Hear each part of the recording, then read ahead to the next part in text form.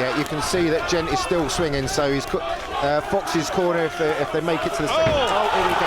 Oh, really big shot. That was one heck of a punch. Yeah, I think that was top of the head, near the temple, maybe. It was, and he's not going to get up from that. No. He's There's probably gone. a lot that wouldn't. One PWRR, the Princess of Wales's Royal Regiment, staged a unique boxing show outdoors on the parade square with the iconic backdrop of Woolwich Barracks to celebrate their intercompany novice finals. 10 full-blooded contests began at lightweight. Southpaw Lewis Coleshaw in the red corner against his B Company compatriot and best friend Lewis Mangan. Coleshaw was always on top, and midway through the second round, referee James Battle ended the contest. At light welterweight, another Southpaw versus Orthodox matchup, this time between two A Company fighters, Ben Barrett in red and Cameron Ebrahami Waldron in blue. Barrett, who'd impressed in his preliminary bout earlier in the week, took an early standing count in the bout, and Ebrahami Waldron pushed home his advantage in the second round to force another stoppage by referee Jack McCarthy and claim the points. Two men who'd won their prelims faced each other in the welterweight class. Lewis Leggett from C Company in red against Archie Borer from A Company in blue. Leggett had forced his opponent to cling on by the end of the second round, saved literally by the bell. But in the third round, referee Chris Jennings brought the fight to an end, Leggett giving C Company their first win of the night.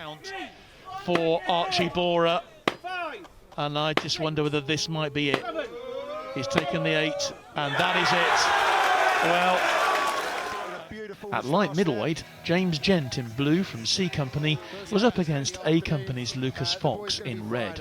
Fox had had the shortest of prelim bouts, and there were high hopes he would make a big impact as he went on the offensive. But Gent had other ideas and produced a first-round knockout to send his opponent to the canvas within 2 minutes. Fortunately, Fox was okay, but a devastating show from Gent. At middleweight, A Company's Fijian Wakolo Sabuluti in blue against Aaron Todd in red from C Company. This always promised to be a good bout and proved to be. Todd made his opponent work very hard indeed, but Sabuluti was well up to the task, and just when we thought the fight was going to go the distance, he produced the combination that forced a stoppage in round 3. More points to take A Company on their way to the title. The single female bout, also at middleweight, pitched Royal Signal's Kate French against the only female infanteer in one PWRR, Isla Jackson, who enjoyed massive support.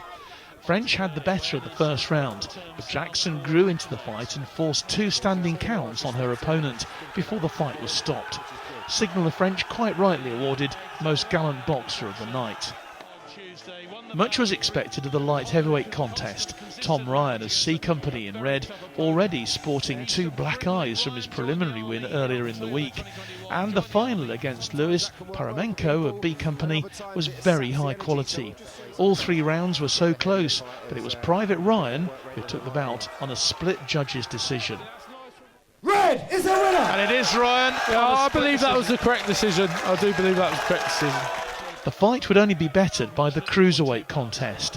Oscar Ives of B Company in blue facing one of the regiment's most highly rated novice boxers in Leo O2 of Y Company. And O2 produced a brilliant performance against a very talented opponent, both men technically very good. O2, who'd prided himself on extra training and preparation, was clearly the better man, and with the fight going the distance, he claimed a unanimous points win and was awarded Best Boxer of the night. The penultimate fight at heavyweight saw a blooded Sean Haynes of A Company, to match the colour of his corner, fight a terrific rear guard action against Brandon Pert in blue. Haynes was never out of the contest, but Pert did enough to justify the judge's decision and claim more points for his company.